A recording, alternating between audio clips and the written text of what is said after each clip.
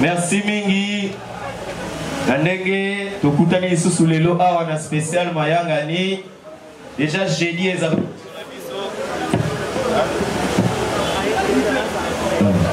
déjà jeudi ezaka mukolo biso ba jeune il y a interfédération tokutana kapona pour réfléchir comment tokokomisa Kinshasa ya Kamere boyete. Kinshasa pona Kamere. Kinshasa pona Kinshasa pona Kamere. J'ai dit tokutana kawa pour réfléchir comment tokokomisa Kinshasa ya Kamere. Mais les deux c'est moment c'est parce que j'ai dit Mayangani est coïncidé na libération provisoire ya président Vital Kamere. C'est moté. Au-delà de Spéwana et c'est mon Zali, Toyami Peba, responsable, Moussoussou a parti, notamment Maître Marius, coordonnateur de la cellule électorale à la ville de Kinshasa. Madame Sylvie Kalala, coordonnatrice de la cellule de la communication à la ville de Kinshasa, Peba, président fédéraux.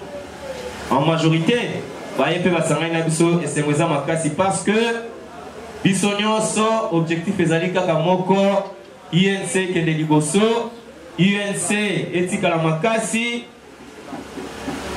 Objectif Moussous ezalité.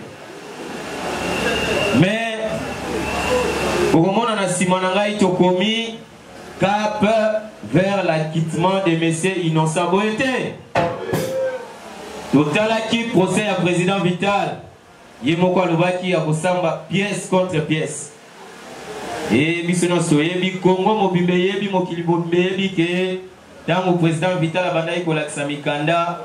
Et pas bah dongolomi ce zalaki kaka otoyokaki ezalaki balobaki oh makambambo kabajira ngona toyokaki ezalaki te zakane bikanda yango tobeta sumo maboko makasi pona mokonzi tobeta maboko makasi pona président national eza esengo ko appartenir na parti oyo leader azamayele po politique tant to sala yango ezalaka pour transformer ma vie à Batou. Mais si vous sans vision, vous transformer mboka ndenge nini. Yango président Vital Alobaka azalaka na obsession pour na poste à ta côté. Pour ayebi, ceux qui votent bourgmestre akobeta modada. Ceux qui votent président de l'Assemblée nationale akobeta modada. Ceux qui votent directeur de cabinet président de la République akobeta modada. Ceux qui paient a commis président de la République et vous allez payer Bongo. Yangwazaka précédé à l'Obakaya, Zaka toujours prêt. Et il faut continuer que son président Vital comme exemple, comme modèle. Pour avenir à Congo, les années dans ma beaucoup de jeunes. Toye Kola Nassima continue Nabiso, notamment président national Nabiso, peine à profiter à Awa, Tobé tapé mon maboko mouké, Bona. Secrétaire général Nabiso a parti. Le général 5 étoiles. Parce que nomination à la tête c'est parti et faire bouger ma ligne et belé. Potangu Bakani président Nabiso et belé Bazelaki INC et Panzana. INC et Koufa. Mais et puis président dans la prison. Biso UNC dans l'ensemble, ezala niveau national, ezala na intérieur, ezala Kinshasa, tout qui debout. Et avec l'arrivée, il y a secrétaire général, il y a Billy Kambale, et apporter peut toucher à Sika, et puis bouger Bali. Et sous son leadership, Nicolas Tsake, président, Nabiso, l'honorable Vital Kamere, a sali confiance dans les jeunes. Signal fort, on a président Pessi Nabajen en nommant un de nôtres à la tête du parti. Il faut servir biso d'exemple. De quoi Abdallah Outikoloba Awa, to quitter le terrain, to faire respirer Vital Kamere na Kinshasa. Et ça, impossible, et ça possible. Est-ce que Bajen à Kinshasa, to kokoka conquérir ville à Kinshasa te? To kokoka na malobate, mais il faut tout ça là, Moussala. Yango wana signal fort au président national a lancé Nabiso en nommant les jeunes à la tête de la partie et Zali le Gomoro Malaw. A souti wana te pas secrétaire général Billy Kambale, la ville de Kinshasa a nommé P. Elenge, honorable Bertin Mubonzi, au Azali député à Lukunga. Et sous son impulsion, Yango, Biso jeune, il y a vu la Kinshasa, Tozali au travail. Tobé tapé ma boko makasi, on a honorable Verdi. Donc, nomination des deux jeunes, il faut chaque fois tant Tozo Tambola et interpeller Biso. Et Bisara Biso qui est jeune, Tozan un rôle, mon aîné a joué dans la partie de Biso. Et ça en attend des paix, on atteint la turbulence. Mais déjà, tout l'acquis, c'est que nous sommes capables de résister face à l'injustice. Nous sommes capables de résister face aux attaques de l'ennemi. Pour prouver en haut, yango to mibete la biso moko ba jeune makasi po rôle auto jouer na combat oyo ezali négligeable té mais na banderole na simananga to komona ke le président des jeunes Joël Mongou et la jeunesse de l'UNC Kinshasa to saluer libération provisoire ya président na biso soki to tie mention mingi place wana ezali po toyebisa na biso ba jeune ke bitumba nanu esilité tolandaki procès nauti koloba tolobaki pièce contre pièce batikala kolakisa biso te esika nini mbongo 57 millions elongwaki na compte ya Jamal ekepa président Vital totikala komona te bafabriquer détournement intellectuel tobeleli injustice tobeleli moyibi batu bayoki te mais lokola nzamba alalaka te tosutuka président de la république moko alobi Vital Kamerhe mais c'est honnête sérieux correct ezalaki un pas vers la bonne direction mais loko esepelisi biso makasi ezali ke ça na mboka oyo toyebi parcours na ye azalaki président de l'Assemblée nationale est-ce que peuple ezalaki desi nayoki te ntango président Vital Kamerhe azalaki na Assemblée nationale peuple azalaki desi ezala opposition ezala majorité bango nyonso bazalaki na droit à la parole azalaki président de l'Assemblée azalaki ministre de la communication est-ce qu'il décevaki population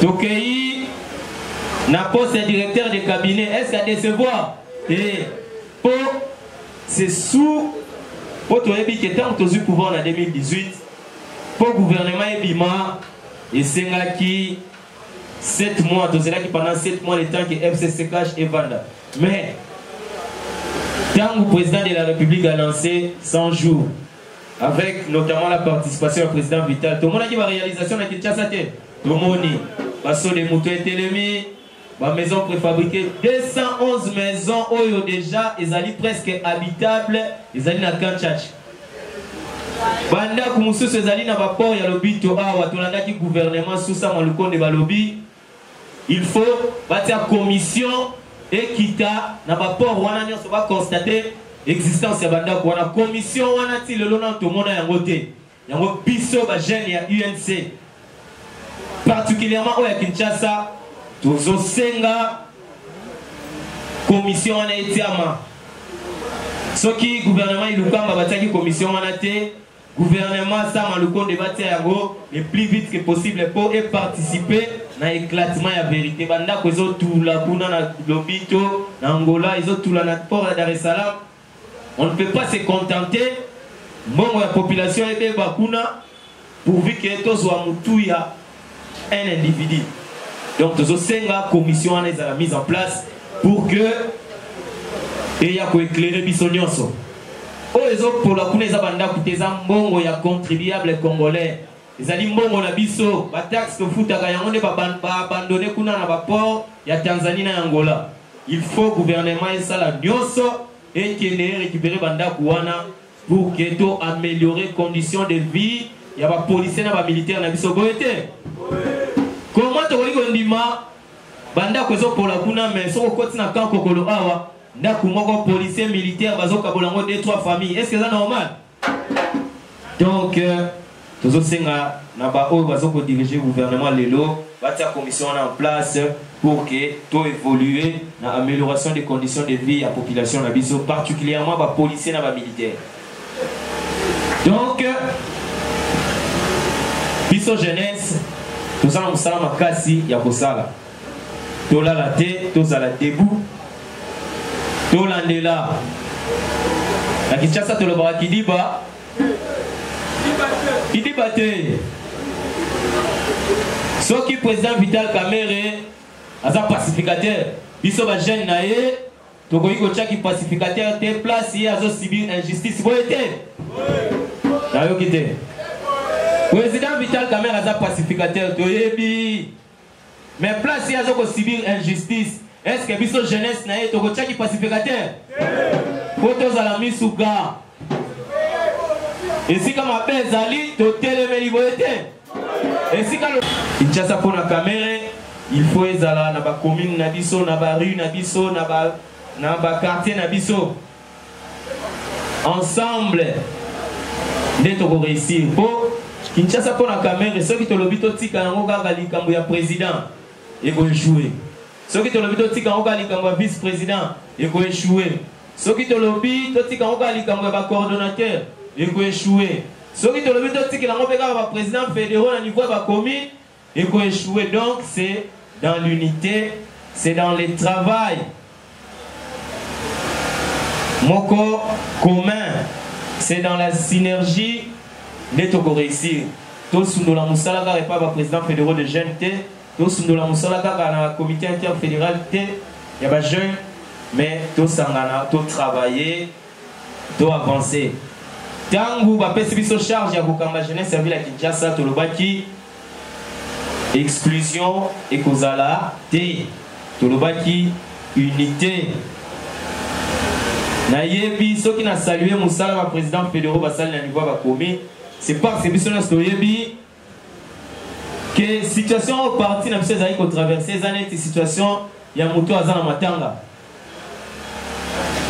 Il y a des difficultés, le président fédéral va travailler sur le terrain. Mais ceux qui, des fois, tout ça, la pression par le président fédéral, parce que Bissonion, son engaïna bango, tous allez na compte à rendre et pas honorable Bertin. Honorable Bertin, pas un compte à rendre, pas à CG, pas un compte à rendre, pas à président national. Et c'est dans cet élan de le président Bonimake, de temps en temps, on a tchakabino peu pression. Donc, de la même manière, Nazo Tungi Saba coordonnateur Awa, vous comprenez que Nagoti Kabino peut calme, mais pour bisonner sur photo réussir, ou comme ça Kinshasa pour la caméra. Mais nous savons tous que nous travaillons dans des conditions difficiles. Choisissez. Dans ce pays-là qui, dans l'Iloba Moko, honorable Bertin et Yemisa Jingaye. L'Iloba on ne peut pas CG. Honorable Bertin Tuninga, mais il y a un opinion de jeune Kinshasa, n'a pas président du comité interfédéral. Donc, nous allons avec quel moyen? Pour honorable Bertin, malgré l'effort, nous avons la maison insuffisant. CGP a tout la même chose, mais les gens qui Kinshasa ont la négative. Honorable Bertin, nous avons fait un moyen, donc tu comprends que parti, ils ont difficulté, il faut travailler ensemble. Si j'ai apprécié impulsion, à quitter pas honorable Bertin, honorable Bertin pas quitter le biso, biso peut quitter pas les gens, tu travailler comme même vide. Tout les matos bunda, tu peux réussir, tu peux atteindre l'objectif de biso.